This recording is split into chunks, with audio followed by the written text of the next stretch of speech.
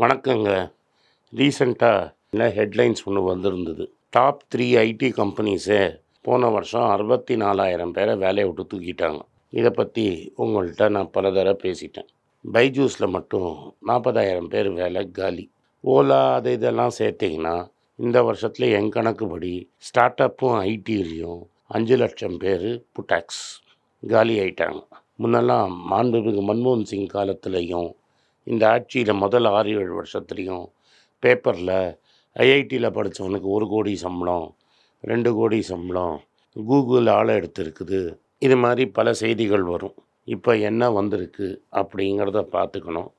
இந்த ஆட்சி எவ்வளோ தூரம் பணக்காரங்களுக்கு உதவி செய்கிறேங்கிறத எடுத்து கிராஜுவேட்ஸுக்கு வேலை இல்லாமல் பண்ணிட்டாங்கங்கிறத நீங்கள் புரிஞ்சுக்கணும். இது டைம்ஸ் ஆஃப் இந்தியாவில் வந்த ரிப்போர்ட்டு. கூஜா தூக்குற பேப்பர்னு உங்களுக்கு எல்லாருக்கும் தெரியும். இந்த கூஜா தூக்கும் பேப்பர் என்ன சொல்லியிருக்குன்னு, bleak placement season for IIT graduates, salary package offer below 10 lakhs அப்படிங்கிறோம். அப்படின்னா ஃபஸ்ட்டு ஒரு ரிப்போர்ட்டில் என்ன சொல்கிறான்னா 47-50% வேலை கிடையாது. ஐஐடியிலே படித்து வேலை வாய்ப்பு வேணும்னு வந்தவங்க எல்லா ஐஐடியும் வேலைக்கு வரேன் வேலைக்கு போகிறேன்னு சொன்ன ஐஐடி பசங்களில் 100 பேரில் பாம்பேயில் 47 பேரும் மெட்ராஸில் 50 பேருக்கும் வேலை வாய்ப்பு கிடைக்கல. அந்த 50 பேர் வேலை வாய்ப்பு கிடைச்சவனுக்கும் வருஷத்துக்கு 10 லட்ச ரூபா தான் சம்பளம். அப்படின்னா மாதம் 80,000 ரூபா சம்பளம். இது எங்கே நடந்திருக்குது? ஐஐடியில் நடந்திருக்குது. ஐஐடி இண்டோர்னு ஒன்று புதுசாக மன்மோகன் சிங் காலத்தில் ஆரம்பித்தது. அதோட டைரக்டர் சுபாஷ் ஜோஷி என்ன சொல்கிறாருன்னா, குளோபலாக எக்கனாமிக் ஸ்லோ டவுன் ஆகிடுச்சு, அதனால் கேம்பஸ் பிளேஸ்மெண்ட்டு ரொம்ப மோசமாக இருக்குங்கிறாரு. இது இந்தியாவிலேயே ரொம்ப மோசமாயிடுச்சு ஐடி அண்ட் ஸ்டார்ட் அப்பில்.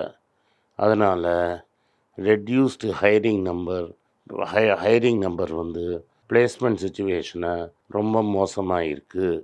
அதனால் இப்போ ஐஐடிஸ் எல்லாருமே என்ன பண்ணுறாங்கன்னா, அவங்க அலுமினி நெட்வொர்க்குக்கெல்லாம் ஃபோன் பண்ணி நம்ம ஐஐடியிலேருந்து ஆளை எடுங்கப்பா அப்படின்னு கெஞ்சுறாங்க. ஸ்டூடெண்ட்டு என்ன சொல்கிறாங்கன்னு பாருங்கள். ஐஐடி பாம்பேயில் ஸ்டூடெண்ட்டை இன்டர்வியூ எடுத்திருக்காங்க.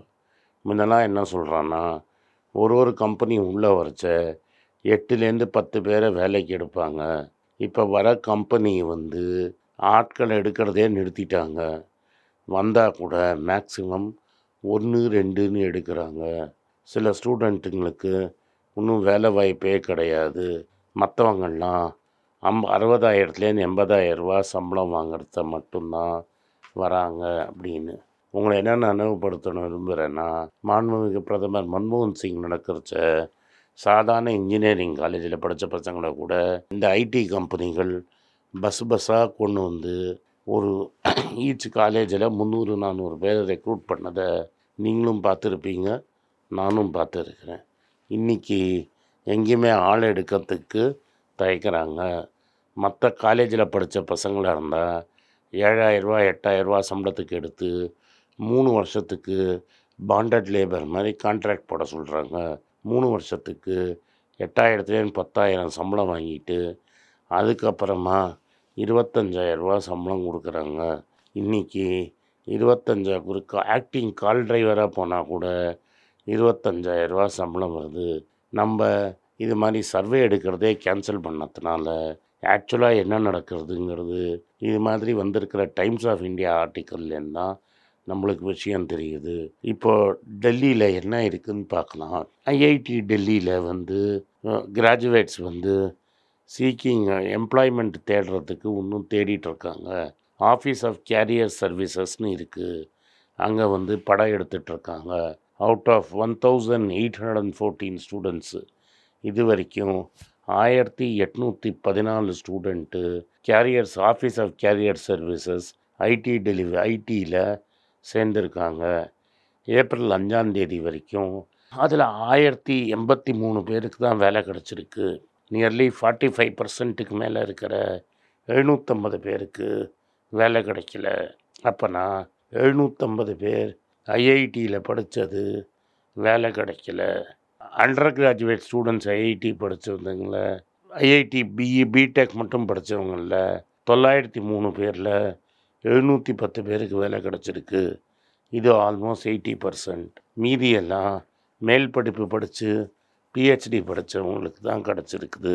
இப்போ ஐஐடி மாதிரி லைட் இன்ஸ்டியூஷன்லேயே இந்த கதினா சாதாரணமாக இங்கே இன்ஜினியரிங் காலேஜில் கிண்டி இன்ஜினியரிங் காலேஜு இங்கெல்லாம் படித்தவங்க கதி என்ன ஆயிட்டு அப்படின்னு பாருங்கள். போன வருஷம் 2022 வரைக்கும் ரெக்கார்டில் 66,000 பேர் இந்தியன் பாஸ்போர்ட் எனக்கு வேண்டாம், அதுக்கு பதிலாக நாங்கள் அமெரிக்கன் பாஸ்போர்ட் எடுத்துருக்கிறோம் அப்படின்னு சொல்லியிருக்கிறாங்க.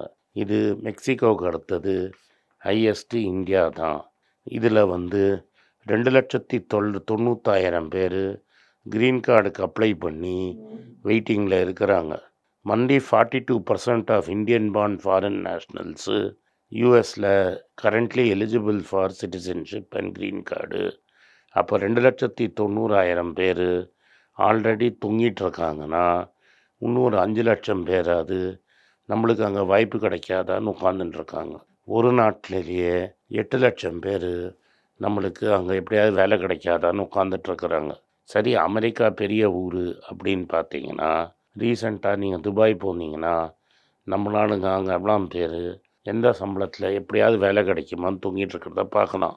சிங்கப்பூர் தொங்கிட்டுருக்காங்க, மலேசியா தொங்கிட்டுருக்காங்க, கனடா, ஆஸ்திரேலியா, நியூசிலாண்டு, இங்கிலாந்து. சரிப்பா, இதெல்லாம் இங்கிலீஷ் பேசுகிற ஊர் இங்கே தொங்கிட்டுருக்காங்கன்னா புதுசாக வந்திருக்கிற யூரோப்பியன் கண்ட்ரிஸ் அப்படின்னா என்னென்னா, அங்கே புதுசாக இப்போ தான் ஒரு 10 வருஷமாக இந்தியன்ஸை சேர்க்குறாங்க. ஸ்வீடன், ஜெர்மனி, போர்ச்சுகல், எங்கெல்லாம் இங்கிலீஷே பேசாத கூட அங்கேயும் நம்ம இந்தியன்கள் தொங்கிட்டுருக்கிறாங்க.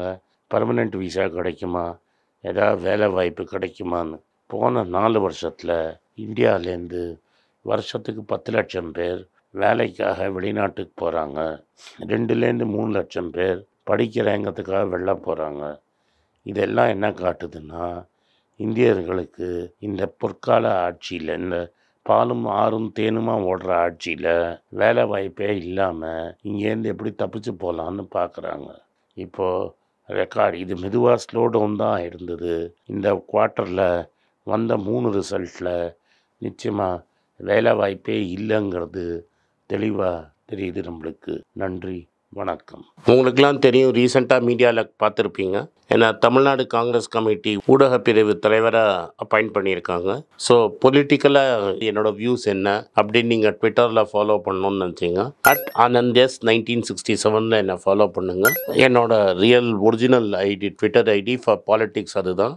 ஸோ பாலிட்டிக்ஸ் சம்மந்தப்பட்ட என்னோட எல்லா ஒப்பீனியன்ஸ், வியூஸ் எல்லாமே அதில் வரும். அதில் ஃபாலோ பண்ணுங்கள். நன்றி, வணக்கம்.